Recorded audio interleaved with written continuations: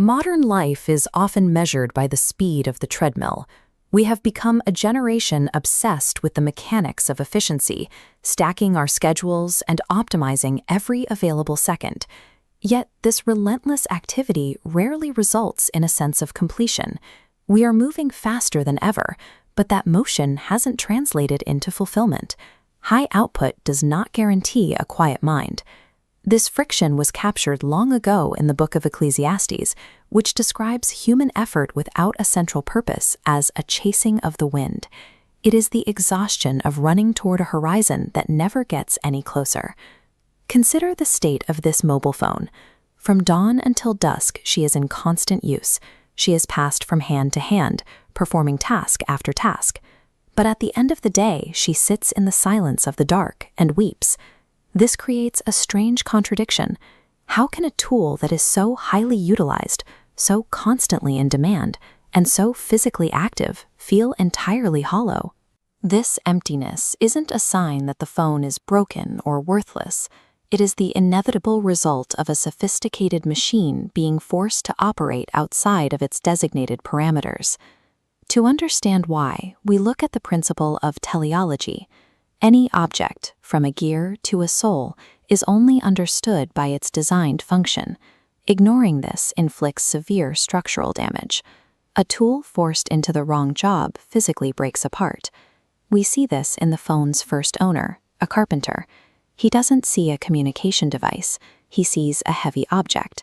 He uses the phone as a heavy, blunt hammer, pounding large iron nails into thick wood from sunrise to sunset.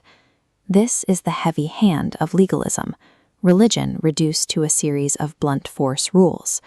Forcing a soul into a cycle of religious duty without any actual relationship shatters the spirit, much like a screen meeting a hammer. As Isaiah noted, it is a life honoring with the lips while the heart remains distant. At noon, the phone is used by Madame Lazy. She has no use for its features. She simply uses the device as a wedge to prop open a window for a breeze. This represents a life of passive worldliness. It is the use of God's creation merely to prop up personal comfort. When life is reduced to a tool for convenience, the result is a feeling of being used up and discarded. Whether it's the crushing weight of duty or the shallow slide into comfort, the error is the same. A masterpiece has been reduced to a cheap utility. By evening, the phone meets its third user, a glutton. He uses the device as a flat plate, resting greasy bread on the shattered glass. This is the ultimate reach of materialism. When we consume the world purely for self-gratification, we strip humanity of its dignity. We become consumable objects, valued only for what we can provide in the moment. The tragedy of the weeping phone wasn't a lack of value. Her suffering grew from surrendering her worth to false masters, trusting a flawed judgment to define her purpose. This type of exhaustion doesn't come from working too hard. It comes from offering your life to systems that are structurally incapable of giving you meaning in return. At her lowest point, a gentle, warm hand reaches into the dark. The Maker steps in. He doesn't scold the phone for her broken screen. He reclaims what belongs to him, as Ezekiel promised, seeking the lost and binding up the injured. The Maker begins a restoration that is both external and internal. He smooths out the fractures in the screen and begins uploading an entirely new set of applications into the phone's core memory.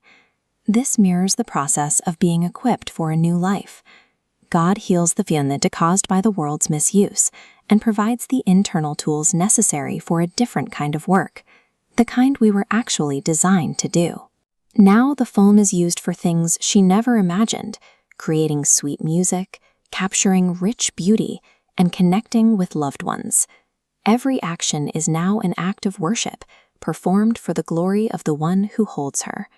Salvation reclaims the machine's capacity for boundless, joyful creation, allowing it to finally function as it was intended. When the phone asks what power has changed her heart, the Maker explains that her joy flows from meaning, the peace found when a tool finally aligns with its original design. Magic is a temporary external distraction. Meaning is permanent. It is the quiet confidence of knowing you were fearfully and wonderfully made for the very task you are now performing. With this alignment comes a new identity. The Maker gives her a new name, signifying that she is no longer a tool of common use, but a masterpiece held in the hands that shaped her. This is the authority of the potter over the clay. Only the Creator has the right to pull an object from the scrap heap of the world and assign it a special, eternal purpose.